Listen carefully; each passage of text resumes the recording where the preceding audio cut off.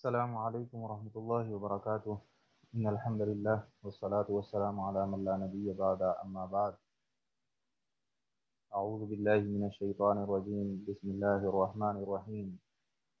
یرید اللہ لیبین لکم ویہدیکم سنن الذین من قبلکم ویتوب علیکم واللہ علیم حکیم۔ یرید اللہ، اللہ سبحانہ و تعالی چاہتے ہیں، لیبین لکم، کہ تمہارے لیے کھول کے بیان فرما دیں، وَيَهْدِيَكُمْ، اور تمہاری رہنمائی کریں، تمہیں چلائیں، سنن الذین من قبلکم، ان نیک لوگوں کے رستے پہ جو تم سے پہلے تھے، وَيَتُوبَ عَلَيْكُمْ، اور اللہ سبحانہ و تعالی تمہاری توبہ کو قبول کرے، واللہ علیم حکیم، اور اللہ سبحانہ و تعالی جاننے والے اور دانا ہیں، حکمت والے ہیں۔ پچھلی جو آیات تھی اس میں نکاح کے احکامات کا اللہ سبحانہ و تعالی نے تذکرہ کیا، تو اسی سلسلے میں اللہ سبحانہ و تعالی یہاں پہ یہ بیان کر رہے ہیں کہ اللہ سبحانہ و تعالی کا یہ مقصد ہے، یہ ارادہ ہے کہ تمہارے لیے دین کے مسائل کو کھول کے اچھے طریقے سے بیان فرما دیں، اور اس طریقے سے تمہیں ان لوگوں کے رستے پہ چلا دیں اور توفیق دے دیں چلنے کی جو تم سے پہلے تھے اور اچھے لوگ تھے، اور اگر کوئی تم سے غلطی سرزد ہو جائے تو اور تم توبہ کرو اللہ سے، تو اللہ تمہاری توبہ کو قبول کرے، جیسا کہ ان احکامات میں اللہ سبحانہ و تعالی نے کئی جو دور جاہلیت کے غلط طریقہ کار تھے ان کا بیان کیا، کہ مثلاً جو ستیلی ماں ہے اس سے نکاح جائز نہیں ہے، یا اس طرح کے اور جو مسائل ہیں، یا یہ کہ لونڈیوں کے ساتھ ان کا استبرائے رحم کروائے بغیر، یہ دیکھے بغیر کہ وہ پریگننٹ ہے یا نہیں ہے، اگلے جو لوگ تھے وہ اس کے ساتھ تعلقات قائم کرنا شروع کر دیتے تھے، یا یہ کہ عورتوں کے ساتھ جو ظلم ہوتا تھا کہ ان کو حق مہر ان کا نہیں صحیح طریقے سے دیا جاتا تھا، یا اور ظلموں زیادتی ہوتی تھی، ان ساری چیزوں کے بارے میں جب اللہ نے کھول کے مسائل بیان کر دیے، تو اس سے ایک تو یہ کہ یہ ہدایت کا سبب ہے، دوسرا یہ کہ جو لوگ درست رستے کی طرف آ جائیں گے اب بھی، تو ان کے جو پچھلے گناہ ہوں گے ان سے ان کی توبہ قبول کر لی جائے گی۔ واللہ یرید ان یتوب علیکم، اور اللہ سبحانہ و تعالی یہ چاہتا ہے کہ وہ تمہاری توبہ کو قبول کرے، وَيُرِيدُ الَّذِينَ يَتَّبِعُونَ الشَّهَوَاتِ، اور وہ لوگ جو اپنی خواہشات کی، جو اپنی نفس کی پیروی کرنے والے ہیں، وہ یہ چاہتے ہیں ان تمیلوا میلا عظیما، کہ تم حق سے بہت دور ہٹ جاؤ۔ تو جو شیطان ہے اور شیطان کے جو چیلے ہیں، جو پیروکار ہیں، وہ یہ چاہیں گے کہ تمہیں گمراہ کر دیں اور تمہیں حق سے دور کر دیں، جبکہ اللہ سبحانہ و تعالیٰ یہ چاہتے ہیں کہ تم اللہ کی طرف رجوع کر لو اور اللہ سے توبہ کرو، تاکہ اللہ تمہاری توبہ کو قبول کر لے۔ یرید اللہ ان یخفف عنکم، اللہ سبحانہ و تعالیٰ یہ چاہتے ہیں کہ تمہارے ساتھ تخفیف اور نرمی کا معاملہ کریں، تمہارے لیے آسانی کریں۔ وَخُلِقَ الْإِنسَانُ ضَعِیفًا، کیونکہ انسان کو اللہ سبحانہ و تعالیٰ نے کمزور پیدا کیا ہے، تو اس کمزوری کو مد نظر رکھتے ہوئے اللہ سبحانہ و تعالیٰ انسانوں کے لیے آسانی پیدا کر رہے ہیں، جیسے ایک انسانی کمزوری کا اللہ سبحانہ و تعالیٰ نے پیچھے تذکرہ کیا کہ انسان جو ہے وہ اپنی جو جنسی شہوت ہے اس پہ قابو نہیں پا سکتا، تو اس لیے اللہ سبحانہ و تعالیٰ نے فرمایا کہ جو لوگ غریب ہیں اور وہ آزاد عورتوں سے نکاح کرنے کے قابل نہیں تھے، اس وقت مالی وسائل اتنے نہیں تھے، تو اگر وہ کسی لونڈی سے شادی کر سکتے ہیں تو اس کے مالک کی اجازت سے وہ اس سے شادی کر لیں، جس کو اللہ سبحانہ و تعالیٰ نے کہا کہ بہتر یہ ہے کہ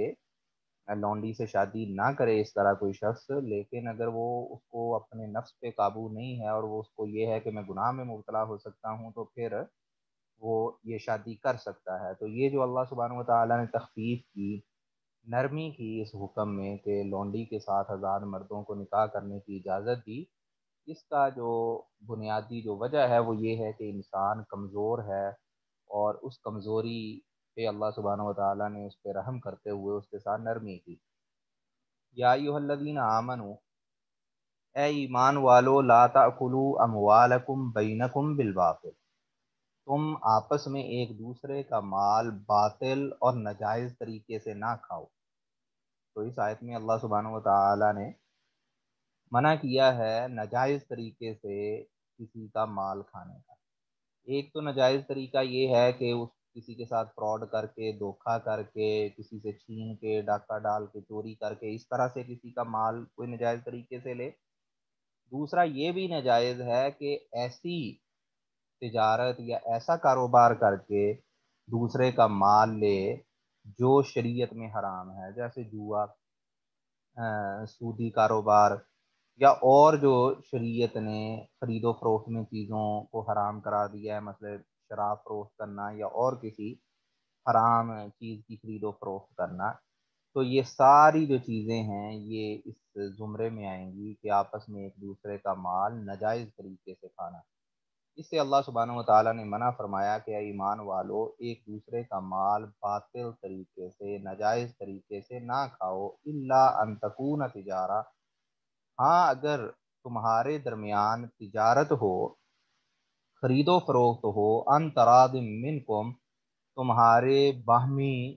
رضامندی سے۔ تو اگر جائز چیزیں جو ہیں جن کی خرید و فروخت جائز ہے، ان کی خریدار اور فروخت کرنے والا رضامندی کے ساتھ ایک دوسرے کے ساتھ تجارت کریں، خرید و فروخت کریں، تو وہ جائز ہے۔ لیکن بغیر رضامندی کے یا بغیر جائز چیز کی تجارت کے یا دھوکہ دہی سے کسی کے مال کو لینا، یہ ناجائز اور حرام ہے۔ وَلَا تَقْتُلُوا أَنفُسَكُمْ، اور اپنے آپ کو قتل نہ کرو۔ وَلَا تَقْتُلُوا أَنفُسَكُمْ، اپنے آپ کو قتل نہ کرو۔ إِنَّ اللَّهَ كَانَ بِكُمْ رَحِيمًا، یقیناً اللہ سبحانہ و تعالی تم پہ بہت زیادہ مہربان ہے۔ اب اپنے آپ کو قتل کرنا، اس کا ایک مطلب تو خودکشی ہے کہ خودکشی کرنا حرام ہے اور اس سے روکا گیا ہے۔ دوسرا، آپس میں ایک دوسرے کو جو قتل کرنا ہے وہ بھی اپنے آپ کو قتل کرنے میں آتا ہے، جیسا کہ ہم جانتے ہیں کہ اللہ سبحانہ و تعالیٰ نے مسلمانوں کو بائی بائی قرار دیا اور مسلمان ایک جسم کی مانند ہیں۔ تو آپس میں ایک دوسرے کو قتل کرنا بھی اپنے آپ کو قتل کرنے کے مترادف ہے، تو کسی کو ناحق قتل کرنا بھی ناجائز ہے اور کبیرہ گناہ ہے اور اس سے بھی روکا گیا ہے۔ وَمَن يَفْعَلْ ذَلِكَ، اللہ سبحانہ و تعالیٰ فرماتے ہیں کہ جو کوئی یہ کام کرے گا، یعنی کہ یہ جو نافرمانی کے کام ہیں، قتل کرنا ہے اپنے آپ کو یا دوسرے کو، یا دوسرے کا مال حرام طریقے سے کھانا ہے ناجائز طریقے سے، جو شخص یہ کرے گا عدواناً، سرکشی کرتے ہوئے، و ظلماً، اور ظلم کرتے ہوئے، فسوف نصلیہ نارا، تو ان قریب ہم اس کو دوزخ کی آگ میں ڈالیں گے، وکان ذلک علی اللہ یسیرا، اور یہ کام اللہ سبحانہ و تعالیٰ کے لیے آسان ہے، اللہ کے لیے مشکل نہیں۔ اللہ جب کسی کو سزا دینا چاہے تو کوئی اللہ کو روکنے والا نہیں، یا اللہ کے لیے کوئی مشکل نہیں۔ ان تجتنبوا، اور دوسری طرف ان تجتنبوا کبائر ما تنہون عنہ، اگر تم ان بڑے بڑے گناہوں سے بچ جاؤ جن سے تمہیں روکا جا رہا ہے، نکفر عنکم سیئاتکم، تو ہم تمہارے چھوٹے گناہ جو ہیں وہ مٹا دیں گے، وہ معاف کر دیں گے، وندخلکم مدخلا کریما،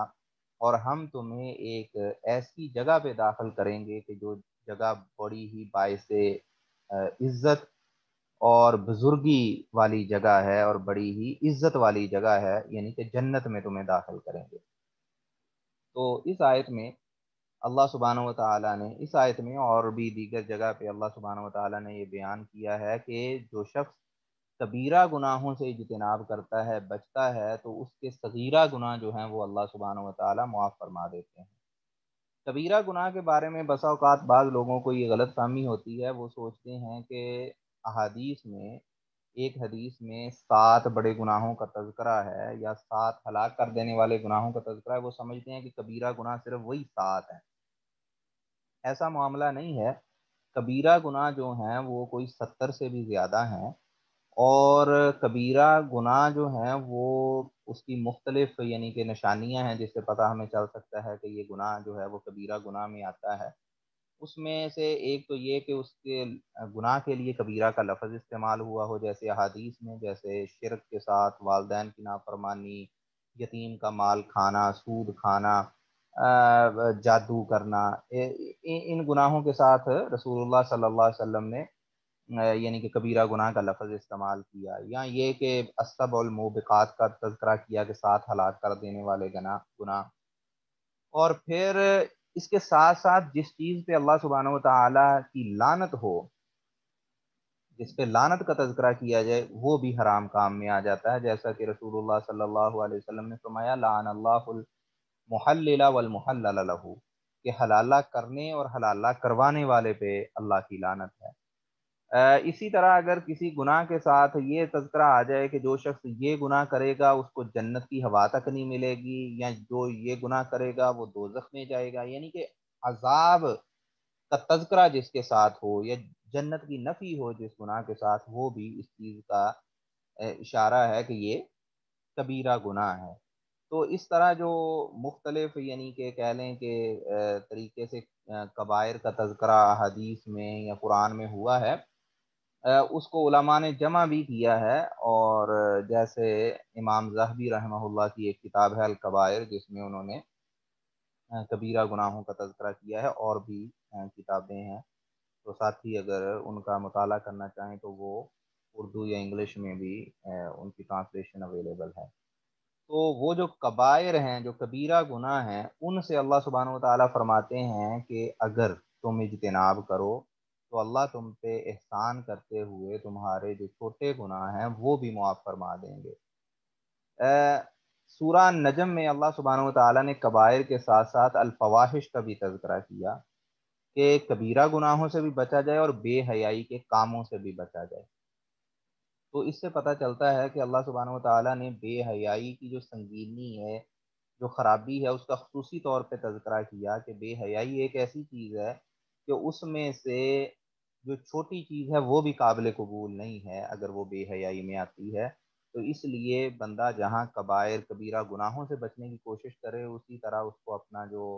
کریکٹر ہے، اپنا اخلاق ہے، اس کو بہتر رکھنا بہت ضروری ہے، کہ نہ تو زبان سے بدگوئی کرے، بد زبانی کرے، اور نہ ہی اپنے جو افعال ہیں اس میں اس کی کوئی ایسی چیزیں ہوں جس کو شریعت جو ہے وہ بے حیائی تصور کرتی ہے۔ وَلَا تَتَمَنَّوْا مَا فَضَّلَ اللَّهُ بِهِ بَعْضَكُمْ عَلَى بَعْضٍ،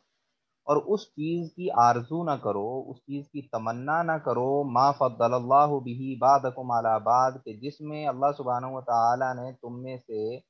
بعض کو دوسروں پہ فضیلت دی ہے۔ یعنی اللہ سبحانہ و تعالیٰ نے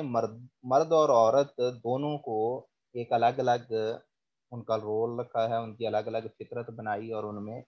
قدرتی طور پہ فرق ہیں نیچرلی۔ تو اس میں سے مرد یہ نہ چاہیں کہ جی عورتوں کے لیے جو ہیں ایڈوانٹیجز وہ ہمیں بھی مل جائیں، یا عورتیں یہ نہ چاہیں کہ جو مردوں کے لیے ہے وہ ہمیں مل جائے۔ تو اللہ سبحانہ و تعالیٰ نے پیدا کیا ہے، اور ہر کسی کی اللہ سبحانہ و تعالیٰ نے ذمہ داریاں لگائی ہیں، ہر کسی کے حقوق رکھے ہیں، تو اس کے مطابق اس کو جو ہے اس کا حق ہے، اس کے فرائض ہیں جس کی اس کو ادائیگی کرنی چاہیے، اس کے جو حقوق ہیں وہ پورے کیے جانے چاہیے دوسری طرف سے، اور آرزو اس طرح کی نہیں کرنی چاہیے جو قدر کے خلاف ہو، جو نیچر کے خلاف ہو، جو حقیقت کے خلاف ہو۔ تو اس لیے کوئی یعنی کہ اس طرح کی آرزو کرنے کا فائدہ کوئی نہیں، الٹا نقصان ہوگا، کیونکہ یہ کوئی ایسی چیز ہے کہ جس کو کا حصول جو ہے وہ ممکن نہیں ہے، اور اس کے حصول کی کوشش خرابی کا ہی باعث بنے گی۔ للرجال نصیب مما اکتسبوا، مردوں کے لیے اس میں سے حصہ ہے جو وہ کمائیں، جو عمل کریں۔ تو مرد اگر کوئی نیک عمل کرے گا تو اس کو اس کا ثواب ہوگا، اس کا بدلہ اس کو مل جائے گا۔ وللنساء نصیب مما اکتسبن، اور عورتیں بھی جو اچھے کام کریں گی اس کا ان کو بدلہ مل جائے گا۔ تو اگر اللہ سبحانہ و تعالیٰ نے کسی کی اضافی ذمہ داری لگائی ہے کہ مثلا مردوں پہ یہ فرض ہے کہ وہ جہاد میں حصہ لیں، یا عورتوں پہ یہ اس کی ذمہ داری نہیں ہے، مسجد میں باجماعت نماز پڑھنا عورتوں پہ اس کی ذمہ داری نہیں ہے، تو جہاں تک تو جس کی ذمہ داری ہے وہ اگر اس ذمہ داری کو ادا نہیں کرے گا وہ گناہ گار ہوگا، اور اگر اس کی ذمہ داری نہیں ہے تو وہ پھر اس کو گناہ نہیں ہوگا اس چیز کا۔ جیسے عورتوں کو یعنی کہ مسجد میں نماز پڑھنا ان کے لیے کہ ضروری نہیں ہے، یا اپنے اہل و عیال کو کما کے ان کی مالی ضرورت کو پورا کرنا عورتوں کی ذمہ داری نہیں ہے، تو اگر ایک خامد ہے وہ اللہ سبحانہ و تعالیٰ نے اس کو جسم دیا ہے، اس کو طاقت دی ہے، پھر بھی وہ اپنی سستی سے کاہلی سے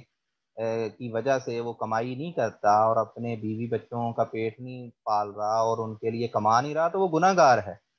لیکن دوسری طرف عورت کے لیے یہ گناہ کا باعث نہیں بنے گا، کیونکہ اس کی ذمہ داری نہیں ہے کہ ان کا مالی اخراجات پورے کرنا۔ تو جہاں تک تو یہ ہے کہ جس کی جو ذمہ داری لگائی گئی ہے اس نے وہ کام کرنا ہے، اس نے وہ پورا کرنا ہے، لیکن اس کے علاوہ جو نیکی کے کام ہیں وہ جو کرے گا اس کو اس کا پورا پورا بدلہ ملے گا۔ اگر عورت مثلا نماز پڑھ رہی ہے، نوافل پڑھ رہی ہے، روزے رکھ رہی ہے، دوسری طرف مرد رکھ رہا ہے، تو دونوں کو برابر ثواب ملے گا، کسی کے ثواب میں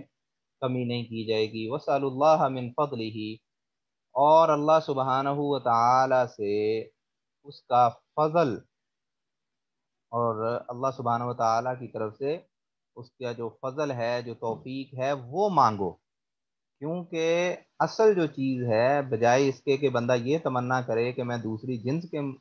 یا دوسرے کسی شخص کے برابر ہو جاؤں، اس کی بجائے انسان کو اللہ سبحانہ و تعالیٰ سے توفیق اور اللہ کے فضل کا سوال کرنا چاہیے، کیونکہ جب اللہ کا فضل کسی پہ ہوتا ہے تو پھر اسی سے اس کو وہ توفیق ملتی ہے کہ وہ زیادہ سے زیادہ بڑھ کے نیک اعمال اور اچھے اعمال کر سکے۔ تو جس تو عین ممکن ہے کہ جو مرد ہے جس کو اپرچونٹی دی گئی لیکن وہ اپنی ذمہ داریاں ادا نہ کرے اور اپنے لیے گناہ اکٹھا کرتا رہے، اور دوسری طرف ایک خاتون نیکی کے کاموں میں بڑھ چڑھ کے حصہ لے اور وہ فضل میں اور انعام میں اللہ کے ہاں وہ مرد سے آگے بڑھ جائے، کیونکہ اس کو اللہ سبحانہ و تعالیٰ نے اپنے فضل اور اپنی توفیق سے اس قابل بنایا کہ وہ نیکی کے کاموں میں بڑھ چڑھ کے حصہ لے سکے۔ ان اللہ کان بکل شیء علیما، بلا شبہ اللہ سبحانہ و تعالی ہر چیز کو جاننے والے ہیں۔ وَلِكُلٍّ جَعَلْنَا مَوَالِيَ مِمَّا تَرَكَ الْوَالِدَانِ وَالْأَقْرَبُونَ، والدین اور قریبی رشتہ دار جو بھی وہ چھوڑ کے جائیں،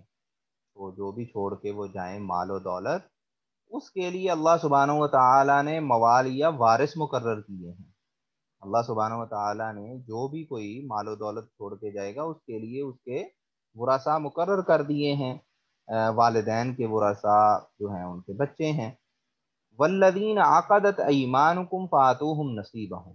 اور وہ لوگ کہ جن کے ساتھ تم نے پختہ معاہدہ کیا ہے، فآتوہم نصیبہم، ان کو ان کا حصہ دو۔ اس معاہدے سے کیا مراد ہے؟ اس معاہدے کی تفسیر مختلف مفسرین نے مختلف انداز میں کی ہے۔ بعض جو معانی ہیں اس کے مطابق یہ جو آیت ہے وہ منسوخ ہوگی، اور بعض معنی ایسے ہیں کہ جن میں اس کو منسوخ نہیں تصور کرنا پڑے گا۔ ایک تو مفہوم جو کہ ایسا ہے کہ جو باقی احکامات کے ساتھ یعنی کہ وہ اسی کی تفصیل اختصار ہوگا جو پیچھے تفصیل سے بیان ہوا، کہ پختہ وعدے سے مراد نکاح ہے، کہ جو جن سے تم نے نکاح کیا یعنی کہ میاں یا بیوی کا جائیداد میں حصہ ہوگا اور ان کو ان کا حصہ دیا جائے، جیسا پیچھے تفصیل سے آیا۔ دوسرا یہ کہ جیسے لوگوں نے اسلام کے آنے سے پہلے بھی معاہدے کیے ہوتے تھے کہ بھی میرا فلاں قبیلے سے یا فلاں جو معاہدہ ہے اس میں حصہ ہے اور میں اس میں کوئی اینول مثلا کنٹریبیوشن کروں گا سالانہ اتنی، تو وہ جو کنٹریبیوشن ہے، جو حصے داری ہے، وہ جاری رہنی چاہیے۔ اس کا یہ مفہوم ایک ہے۔ اور اسی طرح یہ کہ بسا اوقات بعض لوگ ایسے ہوتے تھے کہ ان کے رشتہ دار کوئی نہیں ہوتے تھے، تو وہ جن کے رشتہ دار نہیں ہوتے تھے وہ کسی شخص کے ساتھ معاہدہ کر لیتے تھے کہ اگر میرے ذمے کوئی چٹی آئی، کوئی مجھے کوئی جرمانہ پڑ گیا تو وہ تم ادا کر دینا، اور میری جو وراثت ہوگی اس کو بعد میں تم لے لینا جب اگر تم میرے یعنی کہ میں تمہیں اپنا وارث بناتا ہوں، کیونکہ کوئی حقیقی وارث موجود نہیں ہے۔ تو بہرحال یہ جو اس طرح کے معاملات تھے وہ تو بعد میں شریعت اسلامیہ میں ختم کر دیے گئے کہ اس طرح کوئی کسی کو یعنی کہ خود ہی وارث اپنا بنا لے۔ وہ تو اب ایک تہائی سے زیادہ جو ہے وہ ون تھرڈ سے زیادہ وصیت نہیں کر سکتا۔ اور اسی طرح ایک چیز اس سلسلے میں تھی، وہ چیز بھی منسوخ کر دی گئی کہ جب مسلمان مدینے میں ہجرت کر کے پہنچے تو رسول اللہ صلی اللہ علیہ وسلم نے مہاجر اور انصار کو آپس میں بائی بائی بنا دیا، کہ ایک مہاجر اور ایک انصاری آپس میں بائی بائی بن گئے، اور انہوں نے آپس میں اپنا جو انصار ہیں انہوں نے اپنا مال ان کے ساتھ شیئر کیا، اور اگر ان میں سے کوئی فوت ہو جائے تو اس کی وراثت بھی مہاجر بھائی کو جاتی تھی بجائے حقیقی خونی رشتہ داروں کو۔ تو یہ چیز بھی بعد میں اللہ سبحانہ و تعالیٰ نے اس کو منسوخ کر دیا کہ وَأُولُو الْأَرْحَامِ بَعْضُهُمْ أَوْلَىٰ بِبَعْضٍ فِي کتاب اللہ، کہ اللہ سبحانہ و تعالیٰ نے آیت نازل کی کہ اب جو خونی رشتہ دار ہیں وہ زیادہ یعنی کہ قریبی تعلق رکھتے ہیں، اور ان کا زیادہ حق ہے ایک دوسرے کی جو وراثت ہے وہ لینے میں۔ تو فآتوہم نصیبہم، تو ان کو ان کا حصہ دو، ان اللہ کان علی کل شیء شہیدا، بلا شبہ اللہ سبحانہ و تعالی ہر چیز پہ گواہ ہے اور ہر چیز کو دیکھنے والا ہے۔ الرجال قوامون علی النساء، یہ آیت قرآن پاک کی ایک بڑی ہی مشہور آیت ہے کہ جس میں اللہ سبحانہ و تعالی نے میاں بیوی کے جو آپس میں جو تعلق ہے اس کا بیان کیا ہے کہ اس تعلق کی نیچر کیا ہے، اس کا اسلامی تصور کیا ہے۔ اللہ سبحانہ و تعالیٰ فرماتے ہیں الرجال قوامون علی النساء، مرد عورتوں پہ نگہبان ہیں اور سربراہ ہیں، بما فضل اللہ بعضهم علی بعض، اور اس کی دو وجوہات اللہ سبحانہ و تعالیٰ نے بیان فرمائی۔ پہلی یہ کہ اللہ سبحانہ و تعالیٰ نے ایک کو دوسرے پہ فضیلت دی ہے، کہ یعنی کہ یہ اللہ نے چنا ہے، اللہ نے فیصلہ کیا ہے کہ ایک شادی میں جو میاں ہے وہ گھر کا سربراہ ہے، اور اس وہ لیڈر ہے وہاں پہ، اور وہاں پہ انتظام اور ڈسپلن اس انداز سے چلنا چاہیے کہ وہ سربراہ ہے اور اس سربراہ کی سربراہی میں اس کی بیوی اور اس کے بچے اس کی اطاعت و فرما برداری کریں، اور اس انداز سے وہ ایک جو یونٹ ہے فیملی کا وہ اچھے انداز سے چل سکے۔ تو یہ اللہ سبحانہ و تعالیٰ نے پہلی وجہ بیان کی کہ اللہ نے اس چیز کو چنا کہ جو شوہر ہے اس کو اس خاندان پہ ایک جو فیملی ہے، ایک خاندان ہے، اس پہ سربراہ بنا دیا، فضیلت دے دی۔ وَبِمَا أَنفَقُوا مِنْ أَمْوَالِهِمْ، اور دوسری وجہ اللہ سبحانہ و تعالیٰ نے جو بیان کی وہ ہے کہ ان کی جو ذمہ داری اللہ نے لگائی کہ وَبِمَا أَنفَقُوا مِنْ أَمْوَالِهِمْ، اور اس وجہ سے کہ جو وہ اپنے مالوں میں سے اپنی فیملی پہ اپنے خاندان پہ خرچ کرتے ہیں، یعنی کہ مرد کی یہ ذمہ داری لگا دی کہ جو مالی اخراجات ہیں بیوی کے بچوں کے وہ مرد کی ذمہ داری ہے کہ وہ اس کو پورا کرے۔ تو یہ اللہ سبحانہ و تعالی یہاں پہ اصول بیان کر رہے ہیں اسلامی خاندان کے، اسلامی معاشرے میں جو سب سے بنیادی حصہ ہے جہاں سے معاشرہ شروع ہوتا ہے ایک، اس میں جو اسلامی فیملی ہے، اسلامی خاندان ہے، اس کے اصول اللہ سبحانہ و تعالی بیان فرما رہے ہیں کہ پہلا اصول کہ جو خامد ہے، جو شوہر ہے، وہ سربراہ ہوگا، اور اس کی فرما برداری کرنا جس طرح بچوں کے لیے والدین کی فرما برداری کرنا ضروری ہوتا ہے، اسی طرح بیوی کا بھی ضروری ہے کہ وہ اپنے خامد کی فرما برداری کرے۔ دوسرا اصول اللہ سبحانہ و تعالیٰ نے بیان فرمایا کہ مرد کی یہ ذمہ داری ہے، شوہر کی یہ ذمہ داری ہے کہ وہ بیوی کا اور بچوں کا خرچہ جو ہے وہ اٹھائے اور اس کے لیے کمائے، اس کے لیے کوشش کرے، یہ اس کی ذمہ داری ہے۔ فالصالحات قانتات، اللہ سبحانہ و تعالیٰ فرماتے ہیں پس جو نیک عورتیں ہیں، قانتات وہ فرما بردار ہوتی ہیں، حافظات للغیب بما حفظ اللہ، اور خامد کی عدم موجودگی میں وہ اس چیز کی حفاظت کرتی ہیں کہ جس کی حفاظت اللہ سبحانہ و تعالی جو ہے وہ چاہتے ہیں کہ کی جائے۔ یعنی خامد کی عدم موجودگی میں بھی وہ اپنی عزت کی بھی حفاظت کرتی ہیں، کسی زناکاری میں یا بے حیائی کے کاموں میں ملوث نہیں ہوتی خامد کی عدم موجودگی میں، اور خامد کے مال کی بھی حفاظت کرتی ہیں کہ ظاہر سی بات ہے آپ ایک گھر میں بیٹھے ہوئے ہیں، گھر میں رہ رہے ہیں، اور اگر شوہر وہاں پہ موجود نہیں ہے تو وہ امانت داری بیوی کی ذمہ داری ہے کہ وہ جو اس گھر میں سامان ہے، جو مال و دولت ہے، اس کی حفاظت کرے، اس کو ضائع نہ کرے۔ تو یہاں ہم نے کیا دیکھا کہ دو چیزیں اللہ سبحانہ و تعالیٰ نے بیان کی کہ جو نیک عورتیں ہیں، یعنی جو ایک بیوی سے جو مطلوب ہے، جو اللہ سبحانہ و تعالیٰ چاہتا ہے، جو اللہ کی طرف سے فریضہ ہے، ایک چیز بیان کی کہ فرما برداری، سرکشی نہ کرے بلکہ فرما برداری کرے، اور دوسری چیز اللہ سبحانہ و تعالیٰ نے بیان کی کہ اپنی عزت کی اور شوہر کے مال کی حفاظت کرے، خصوصی طور پہ اس وقت کہ جب کہ شوہر وہاں پہ موجود نہیں ہے، اور اب اس نے اپنی ایمانداری اور اپنی دیانت پہ ان چیزوں کی حفاظت کرنی ہے۔ واللاتی تخافون نشوزہن، تو یہ ایک اللہ سبحانہ و تعالیٰ نے سچویشن بتا دی کہ یہ ہے وہ چیز جو اللہ کو مطلوب ہے، جو اللہ کی طرف سے حکم ہے اور اللہ چاہتا ہے، اور اللہ کی طرف سے یہ حکم ہے کہ ایسا کیا جائے۔ تو آئیڈیل کیا ہوگا کہ اس انداز سے ایک پازیٹیو انداز میں ایک خاندان کو چلایا جائے۔ وہ کیا انداز ہے کہ خامد جو ہے وہ خاندان کا سربراہ ہے، ساری فیملی ممبرز چاہے بیوی ہے، بچے ہیں، وہ اس کی جو لیڈرشپ ہے، جو اس کا سربراہی ہے، اس کو تسلیم کرے۔ اور دوسرا یہ کہ خامد جو ہے وہ اپنی ذمہ داری کو پورا کرے، جو مالی ذمہ داریاں ہیں اس پہ بیوی بچوں کی۔ تیسری چیز یہ کہ بیوی جو ہے وہ خامد کی فرما برداری کرے، اور چوتھی چیز یہ کہ بیوی اپنے عزت کی اور خامد کا جو مال و دولت ہے اس کی حفاظت کرے، ان کو ضائع نہ کرے۔ لیکن اگر یہ آئیڈیل سچویشن نہیں ہوتی اور خرابی پیدا ہونا شروع ہو جاتی ہے، تو خرابی میں کیا حل کیا جا سکتا ہے اس سے پہلے کہ وہ جو فیملی یونٹ ہے، جو خاندان ہے، جو شادی ہے وہ ٹوٹ جائے؟ اس سے پہلے خرابی پڑنے کی صورت میں اس شادی کو بچانے کے لیے کیا اقدامات کیے جا سکتے ہیں؟ اگر تو یعنی کہ جو مرد ہے اس کی طرف سے اگر خرابی پیدا ہو رہی ہے، اس کا تذکرہ بعد میں آگے ایک جگہ پہ آئے گا اسی صورت میں۔ یہاں پہ اس آیت میں تذکرہ ہے اس خرابی کا جو عورت کی طرف سے پڑ سکتی ہے، یعنی عورت اگر اپنی ذمہ داری ادا نہیں کر رہی۔ واللاتی تخافون نشوزہن،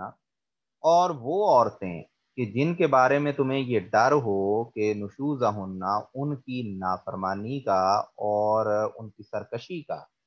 کہ وہ جو بنیادی اصول ہیں ان سے ہٹ جائیں، کہ وہ مثلا اس بات سے انکار کر دیں کہ بھئی میرے پہ شوہر کی بات ماننا بنتا ہی نہیں اور میں تو نہیں مانوں گی۔ اب یہاں کوئی چھوٹا موٹا اختلاف مراد نہیں ہے، بلکہ یہ کہ یعنی کہ سیریس ایشوز میں یعنی کہ کہہ لیں کہ ڈیڈ لاک بننا شروع ہو جائے، اور عورت اڑ جائے کہ جی میں تو یہ بات نہیں مانوں گی، اور خامد کو لگے کہ بھئی اس طرح سے تو یہ معاملہ نہیں چل سکتا، اس انداز سے، یعنی کہ چھوٹی موٹی باتوں میں نہیں بلکہ واقعی یعنی کہ سیریس مسئلے اگر پیدا ہونے شروع ہو جائیں اور پرابلم ہو، فَإِذُوهُنَّ، پہلی چیز اللہ سبحانہ و تعالیٰ نے بیان فرمائی کہ ان کو سمجھاؤ، نصیحت کرو، سمجھانے کی کوشش کرو۔ وَاهْجُرُوهُنَّ فِي الْمَضَاجِعِ، سب سے پہلے یہی ہوتا ہے کہ اگر کوئی پرابلم آتا ہے تو آپ یہ کوشش کرتے ہیں کسی بھی شخص کے ساتھ کہ اس کو ڈسکس کیا جائے، اور ڈسکس کر کے سمجھایا جائے، اس کی سنگینی کا ادراک کرایا جائے، تو اس سے معاملات بہتر ہونے کی توقع ہوتی ہے۔ وَاهْجُرُوهُنَّ فِي الْمَضَاجِعِ، اگر زبانی سمجھانے سے بات بنتی نظر نہیں آتی تو دوسرا سٹیپ اللہ سبحانہ و تعالیٰ نے بیان فرمایا کہ وَاهْجُرُوهُنَّ فِي الْمَضَاجِعِ، ان کو ان کے بستروں میں الگ کر دو، یعنی کہ خامد جو ہے وہ بیوی سے عارضی طور پہ الگ ہو جائے، مثلا وہ اس بیڈ روم میں نہیں سو رہا، یا یہ کہ اگر اس کے پاس کوئی اور آپشن ہے تو وہ مثلا اس گھر میں کچھ دن نہیں آتا، یعنی کہ وہ اپنی ناراضی کا اظہار اس انداز سے کرتا ہے، ایک بائیکاٹ والے انداز سے، جس کی ایک صورت سورہ بقرہ میں بھی مینشن ہوئی تھی، کہ جس کو ایلا کہتے ہیں، کہ کوئی یہ قسم کھا لے کہ میں اپنی بیوی سے ایک مہینہ جو ہے وہ نہیں ملوں گا یا تعلقات نہیں رکھوں گا یا 2 مہینے نہیں ملوں گا، اس کی اللہ سبحانہ و تعالیٰ نے وہاں پہ لمٹ بیان کی تھی کہ 4 مہینے سے زیادہ ایسا نہیں کیا جا سکتا، پھر اس کو فیصلہ کرنا پڑے گا کہ رکھنی ہے یا طلاق دینی ہے۔ تو ایک یہ طریقہ ہے۔ وَضْرِبُوهُنَّ، اگر یہ طریقہ بھی کام نہیں کرتا کہ بندہ یعنی کہ بائیک آؤٹ کرنے کے لیول پہ چلا گیا اور پھر بھی وہ یعنی کہ وہ عورت کو کوئی پرواہ نہیں اور کوئی فکر نہیں، وَضْرِبُوهُنَّ، تو ایک تیسرا طریقہ جو اللہ سبحانہ و تعالیٰ نے بیان کیا وہ یہ کہ اگر مار مارنے سے، ایسی مار کہ جس کا نشان نہ پڑے، اس سے اگر فائدہ ہو سکتا ہے تو اس طریقے کو بھی جواز قرار دیا گیا۔ اب یہ جو مار ہے یہ ایسے ہی ہے جیسے بچوں کو بھی لوگ مارتے ہیں۔ اب یعنی کہ ماڈرن سوسائٹیز میں آہستہ آہستہ بہت ساری ایسی چیزیں کہ جو کہ ماضی میں قابل قبول ہوتی تھیں یا جو بنیادی ایک آئیڈیل طریقہ کار سمجھا جاتا تھا کوئی کام کرنے کا، اب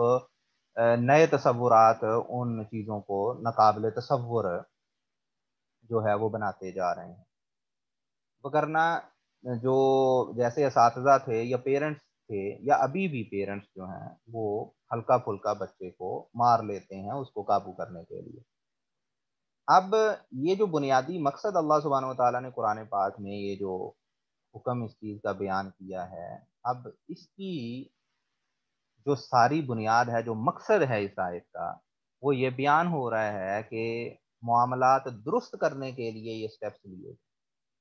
لیکن ان میں سے کوئی بھی چیز اگر ایسی ہے کہ جس کو استعمال کرنے سے معاملات بہتری کی بجائے خرابی کی طرف جائیں تو اس کو سکپ کیا جا سکتا ہے۔ یہ کوئی یعنی کہ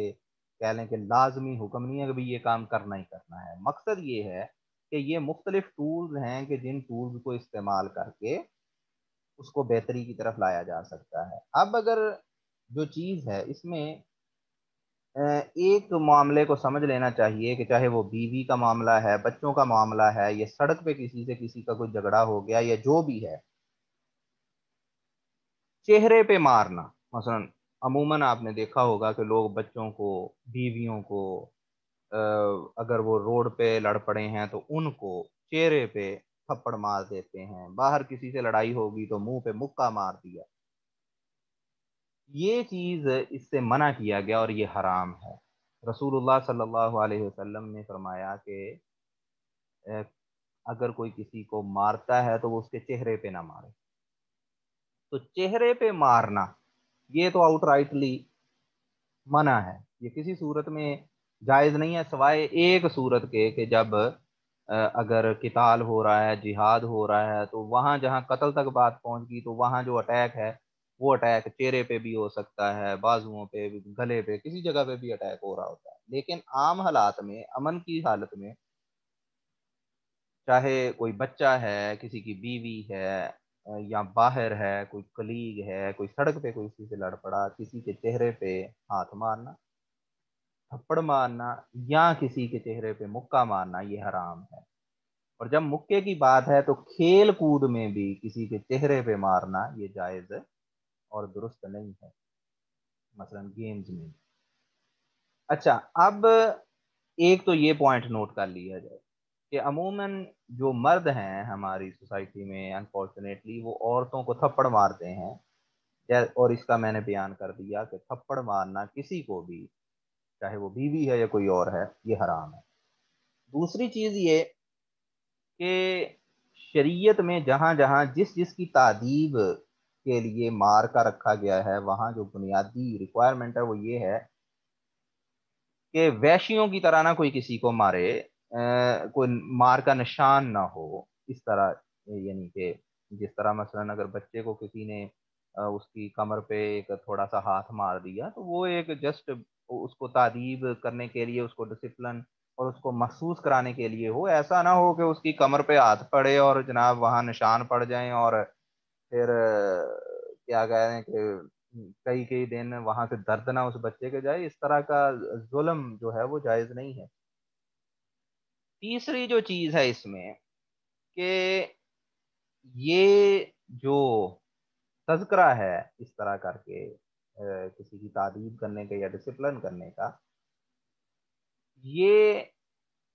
اس سلسلے میں ہے کہ وہ اس شخص کی خرابی ہے، اس کی کوتاہی ہے، اور اس کو ٹھیک کرنے کی کوشش کی جا رہی ہے، نہ کہ اپنی کوتاہی پہ جب دوسرا شخص آپ کو ایڈوائز کرے تو آپ آگے سے وائلنٹ ہو جائیں۔ یہ اس میں مراد نہیں ہے۔ مثلا ایک شوہر ہے، وہ سستی سے اپنے گھر میں بیٹھا ہوا ہے اور لیزی ہے اور اپنی ذمہ داری ادا نہیں کر رہا، اور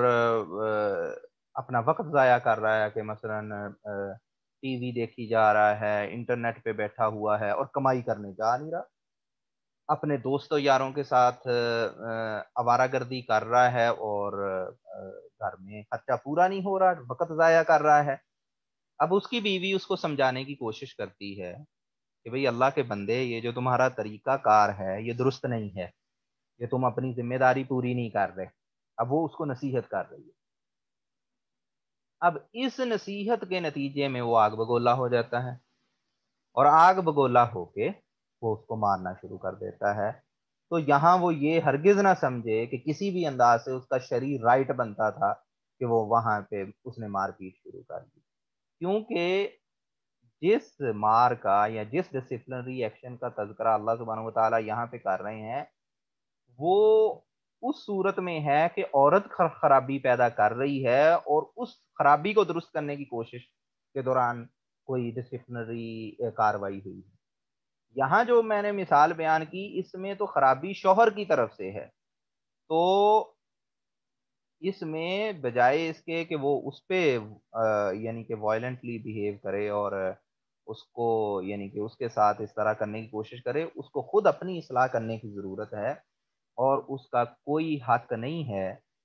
اور کوئی رائٹ نہیں ہے کہ وہ اس طرح کا کام کر سکے۔ اور دوسری طرف یہ عورت کا حق ہے کہ وہ اپنے خامد کو ایڈوائز کر سکے، اس کو نصیحت کرے اگر وہ کوئی غلط کام کرتا ہے، جیسا کہ احادیث میں اس چیز کا تذکرہ ہے کہ میاں بیوی کو ایک دوسرے کی اصلاح کرنی چاہیے اور ایک دوسرے کو نصیحت کرنا چاہیے اچھائی اور بھلائی کے کاموں میں۔ فَإِنْ أَطَعْنَكُمْ فَلَا تَبْغُوا عَلَيْهِنَّ سَبِيلًا، اللہ سبحانہ وتعالیٰ فرماتے ہیں کہ اگر وہ تمہاری، اور وہ جو عورتیں تھیں جنہوں نے نافرمانی یا سرکشی کرنا شروع کر دی تھی، اگر کوئی اس طرح کے اقدامات کرنے سے جن کا اللہ سبحانہ وتعالیٰ نے تذکرہ کیا، سمجھانے سے، ان کے ساتھ بائک آؤٹ کرنے سے یا ان کو ڈسپلن کرنے سے، اگر وہ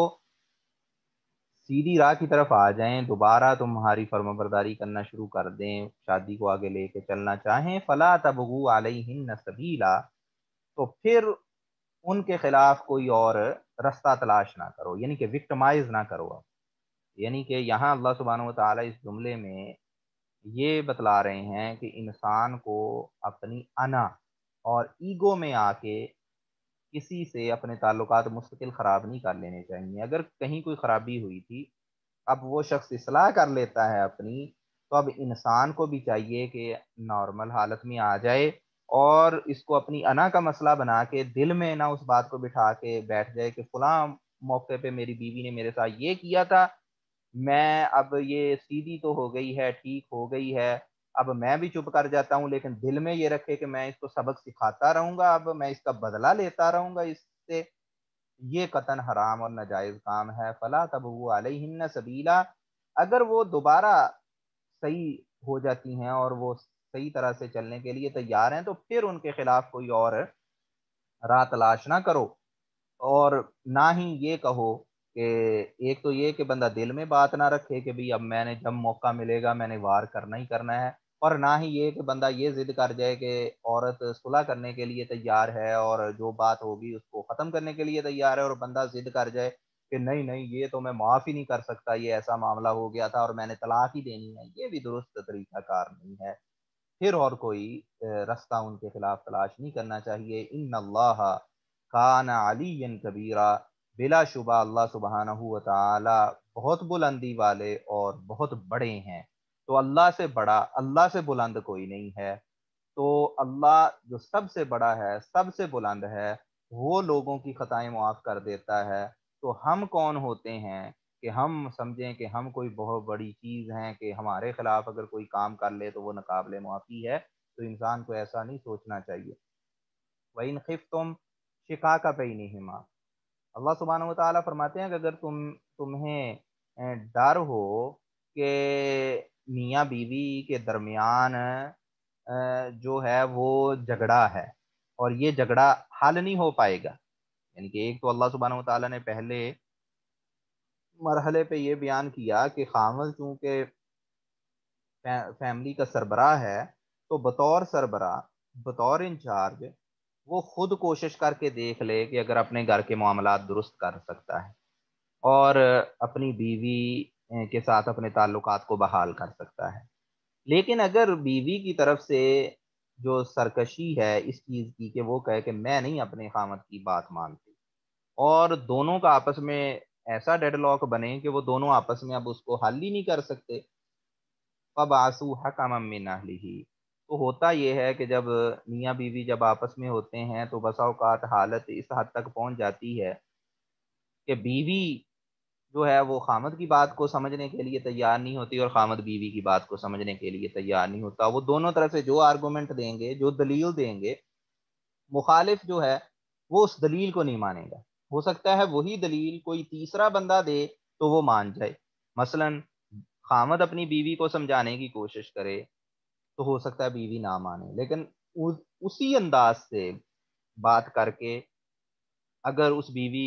کا باپ یا اس کی ماں یا کوئی اور اس کی کوئی دوست وہ اس کو بتلائے تو شاید وہ بات کو سن لے۔ اور یہی معاملہ خامد پہ بھی ہوتا ہے کہ وہ بیوی کی بات شاید ماننے کے لیے تیار نہ ہو،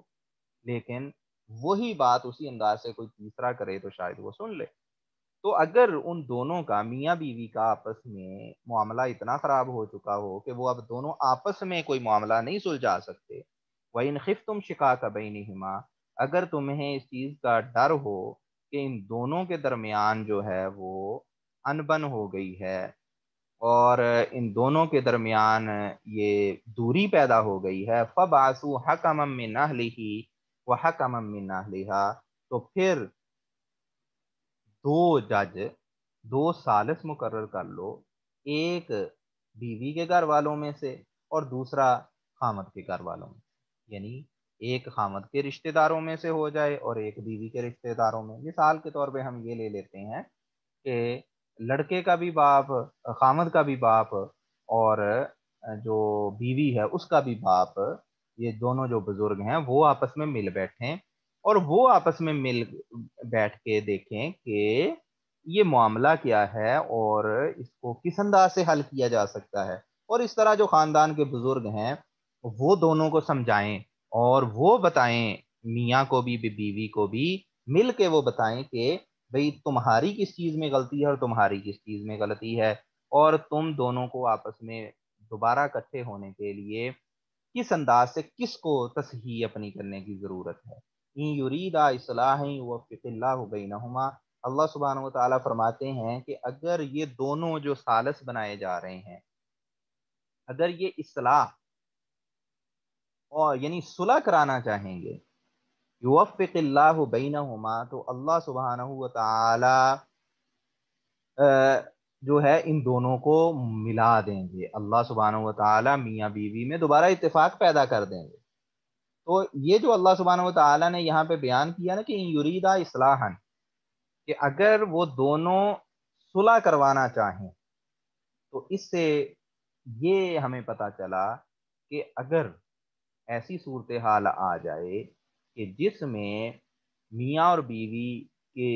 جھگڑا آگے بڑھے اور خاندان کے بڑوں کو انوالو کرنا پڑے اور دونوں طرف سے ایک ایک سمجھدار اور بڑا فیملی ممبر مقرر کرنا ہو، تو ایسے فیملی ممبرز کو مقرر کیا جائے جو صلح کروانا چاہتے ہیں۔ جو لڑائی کو ہوا دینے والا ہے اس کو یہ ثالث بننے کا حق نہیں ہے۔ مثلا فرض کریں کہ اگر کسی جگہ پہ معاملہ ایسا ہے کہ لڑکے کی ماں یا لڑکی کی ماں وہی آگ کو ہوا دے رہے ہیں اور بھڑکا رہے ہیں، تو اب اگر ہم کہیں کہ لڑکے کی ماں اور لڑکی کی ماں ان دونوں کو ملا کے بٹھا دو کہ بھئی یہ فیصلہ کر دیں، تو وہ پھر فیصلہ ہو ہٹا۔ اگر جس بندے کو آپ جج بنانا چاہ رہے ہیں وہ بجائے اس کے کہ جو اس کی بات سننے والا ہے میاں بیوی میں سے، اس کو سمجھائے اور اس کو صلح کی طرف لے کے جائے، اگر وہ آگ لگانے والا ہو، لڑائی بڑھانے والا ہو، وہ کیسے صلح کروا سکتا ہے؟ تو اس لیے جو ٹھنڈی طبیعت کے خاندان میں بزرگ ہیں، جو صلح کروانا چاہتے ہیں، جو لڑائی کو بڑھانے والے نہیں ہیں، جو عفو و درگزر کرنے والے ہیں، اور جو یعنی کہ بڑا ہو کے سوچنے والے ہیں، ان کو کی یہ ذمہ داری لگائی جائے۔ ان اللہ کان علیما خبیرا، بلا شبہ اللہ سبحانہ و تعالی علم رکھنے والے اور خبر رکھنے والے ہیں۔ تو یہاں اللہ سبحانہ و تعالی نے یہ بیان کر دیا کہ اگر وہ یعنی کہ اس طرح کر کے فیملی میں سے دو اکٹھے کر دیے جائیں، تو اگر ان کے کرنے سے بھی صلح نہیں ہو پا رہی اور معاملہ حل نہیں ہو رہا، تو پھر آگے پھر طلاق کے یا خلا کے جو آپشنز ہیں وہ موجود ہوتے ہیں۔ تو یہ جو اللہ سبحانہ و تعالیٰ نے ان دو آیات میں بیان کیا ہے، اس کو مد نظر رکھیں، اور پھر ہمارے لوگوں کی حالت دیکھیں کہ دین سے دوری اور لا علمی اتنی زیادہ ہے کہ لوگ یعنی کہ بیوی کے ساتھ اونچ نیچ ہوئی، جھگڑا ہوا تو فٹ سے طلاق دے دی۔ حالانکہ جو شرعی طریقہ کار دیکھیں ان آیات میں کہ کتنا صبر و تحمل کا سبق دیا جا رہا ہے، کہ جب اس طرح کا معاملہ کہ جہاں پہ ہمارے لوگ طلاق دے دیتے ہیں، اس جگہ پہ یہاں یہ سارا پروسیجر شروع ہوتا ہے، اس کو سمجھانے کا، اسے بائک آؤٹ کرنے کا، خاندان کے بڑوں کو انوالو کرنے کا، یہ سارا کچھ کرنے کا، اور پھر خاندان کے بڑے جو ذمہ داری لگائیں اور جو فیصلہ کریں اس پہ عمل کرنے کا بھی آگے۔ ہمارے ہاں ایک خرابی یہ بھی پائی جاتی ہے کہ مٹی پاؤ پروگرام، کہ بڑے جب انوالو ہوتے ہیں تو وہ معاملے کا کوئی حل نکالنے کی بجائے وہ کہتے ہیں کہ جی مٹی پاؤ تو بس ٹھیک ہے، صلح ہو گئی۔ ایسے صلح نہیں ہوتی، اس سے معاملہ حل نہیں ہوتا،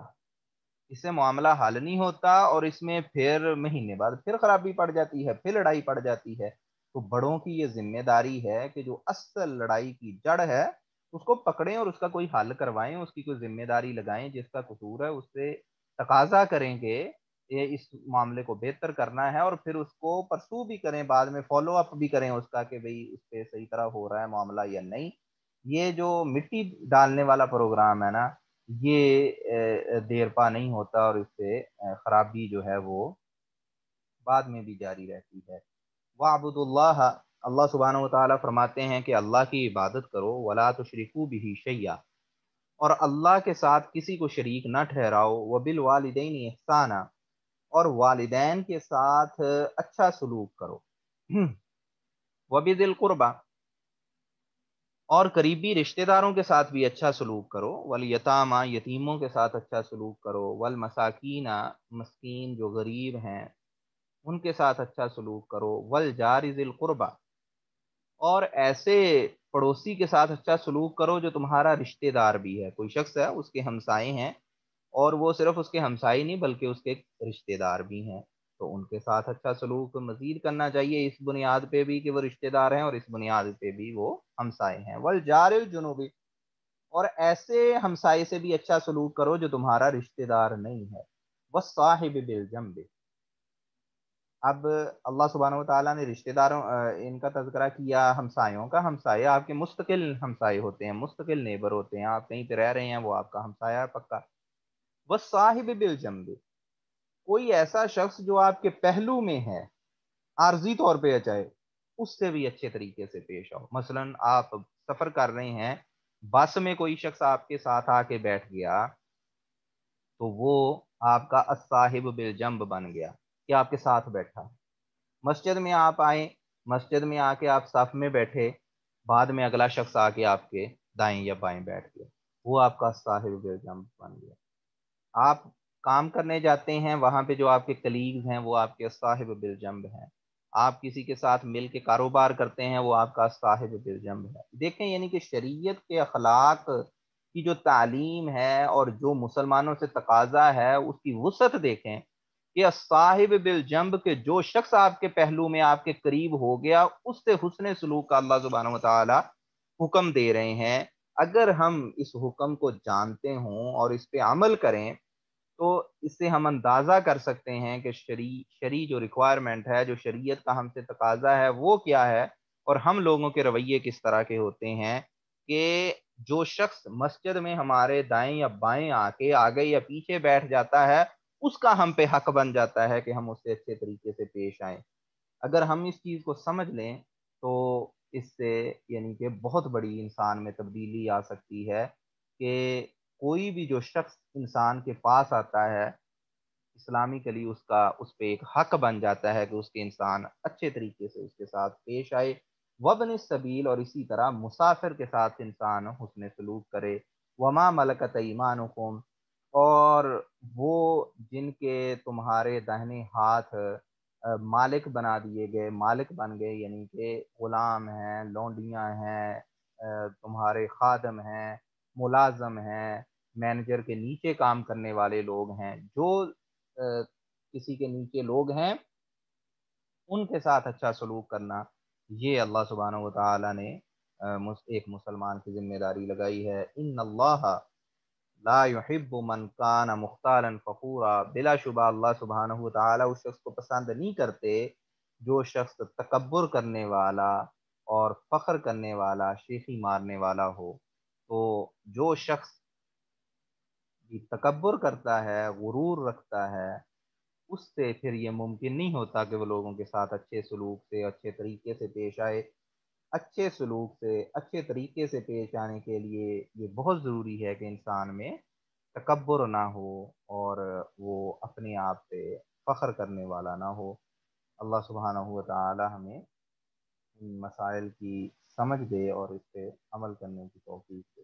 جی اگر کوئی بھائی سوال کرنا چاہیں تو۔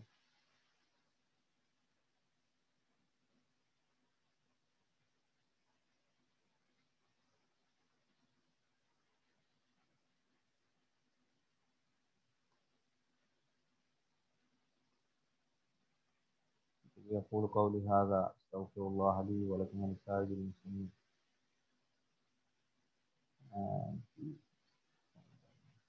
جی بھائی۔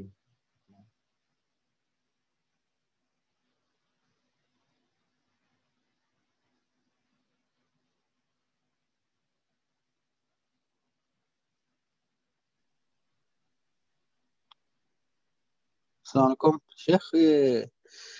جو آپ نے کہا کہ ہاتھ اٹھانے کے بارے میں، یہ اگر کسی کی مطلب گھر والے بیوی یا بچہ نماز کی طرف نہ جائیں تو ان پہ ہاتھ اٹھانا جائز ہے؟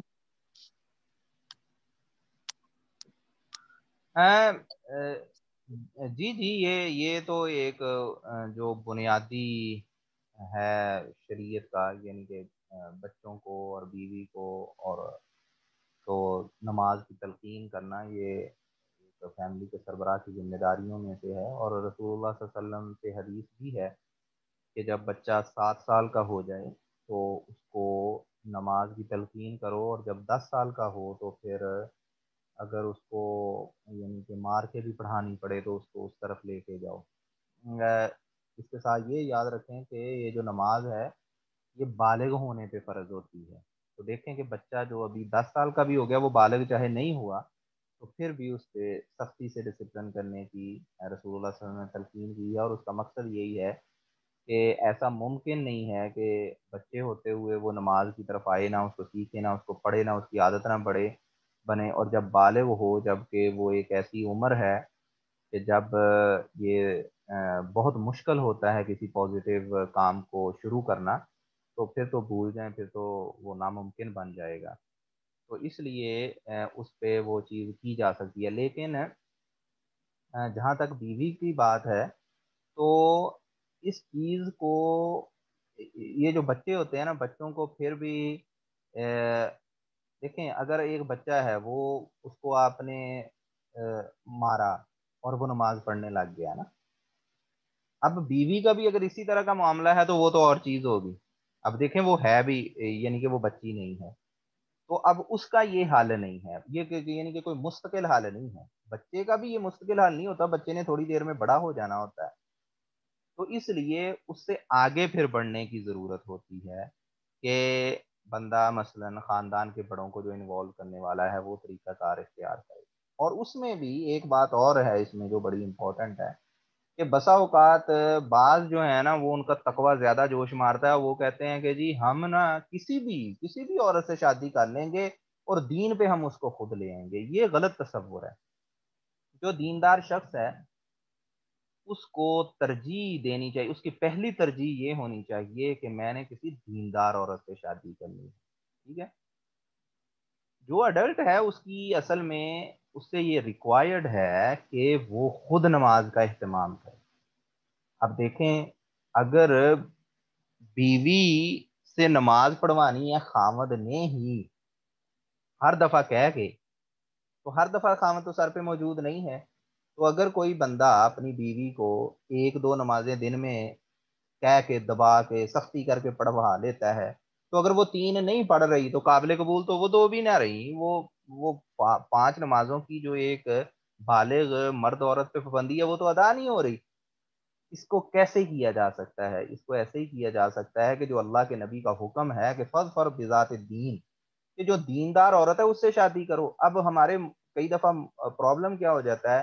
کہ جب شادی کی باری آتی ہے تو لوگ اور چیزوں کو ترجیح دے لیتے ہیں کہ جو زیادہ خوبصورت ہے، اور پھر اس کے ساتھ جو خاندانی ہے، اپنے خاندان کی ہے، یا مال و دولت والے زیادہ ہیں، ان دنیا کی چیزوں کے پیچھے لگ کے شادی کر لی. اور جب ایک دفعہ شادی ہو گئی تو اب اس کو نیک بنانے کا بیڑا اگر مرد اٹھائے گا تو وہ چاہے زبردستی کر لے، چاہے نرمی کرے، چاہے سختی کرے،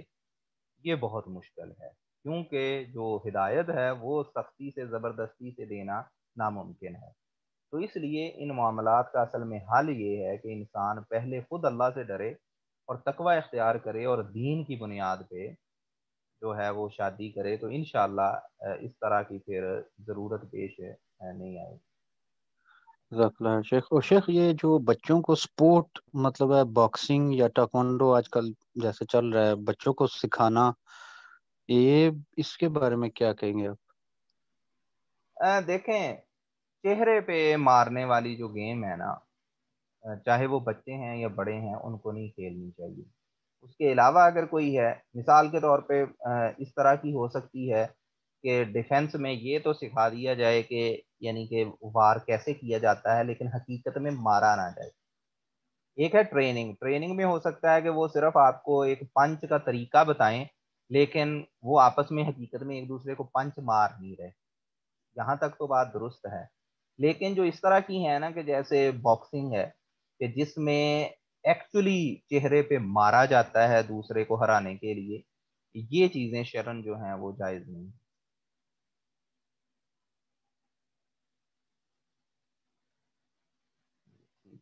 السلام علیکم ورحمۃ اللہ.